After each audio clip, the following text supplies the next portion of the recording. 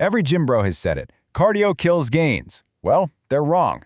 Welcome to this explainer, where we are going to completely dismantle one of the most persistent and honestly damaging myths in fitness history.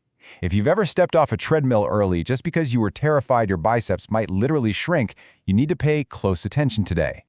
Let's kick things off with Section 1, the cardio kills gains myth. Does it actually kill gains? You see this everywhere, right? The idea that cardio just panics your body, shrinks your muscles, and absolutely ruins your heavy lifts is treated as gym law, like avoid the treadmill at all costs. But as you'll see, the science tells a completely different story. Okay, let's dive into this. How on earth did the fitness world fall for this for literally decades? Well, to figure that out, we actually have to travel back to a single piece of research from 1980. Which brings us to Section 2, the flawed 1980 science. A seriously flawed foundation. So the main culprit here is a concept called adaptation interference. The theory was that your body basically gets confused. If you tell it to build endurance and muscle at the exact same time, the signals cross and your strength drops. And man, the bodybuilding community took this as absolute gospel. But there was a massive catch. Now, what's really interesting here is the context. This myth started in 1980 from one single study. They had participants doing 6 days of intensive cardio combined with 5 days of heavy lifting. That is 11 workouts a week. That's not a fair test. That's not even close to what normal people do. But the fitness world completely ignored the context and just ran with it for 40 years.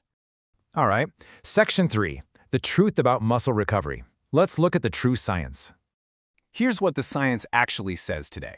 Moderate cardio does not interfere with muscle growth at all. In fact, it improves blood flow to your muscles, delivering oxygen while flushing out all that metabolic waste. And you know what that means? Faster recovery.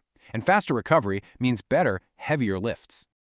Exercise scientists actually have a completely different consensus now.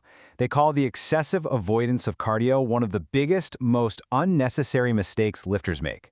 Eliminating it entirely actually robs you of the exact engine you need to push through a brutal heavy set. Moving on to Section 4, when cardio actually hurts, let's talk about the interference effect. Listen, the only time cardio actually hurts your gains is when someone goes out and runs 10 miles on the exact same day as a heavy leg session. That is not cardio being the enemy, guys. That's just really bad programming. Anytime you completely exceed your recovery capacity, everything is going to suffer. So, the crucial point is Section 5, smart programming for the gym, how to properly balance those goals.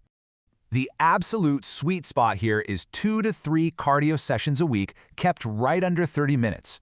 Doing this has zero negative effect on muscle growth. Zero. Plus, it perfectly hits that recommended 150-minute weekly health guideline we always hear about. It's a total win-win.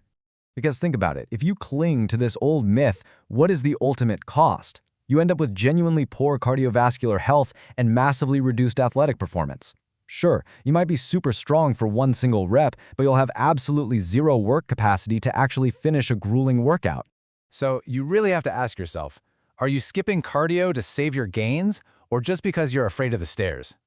Save this explainer, share it with that guy at your gym who skips cardio and always wonders why he gets winded climbing stairs, and follow for more gym myths destroyed with science.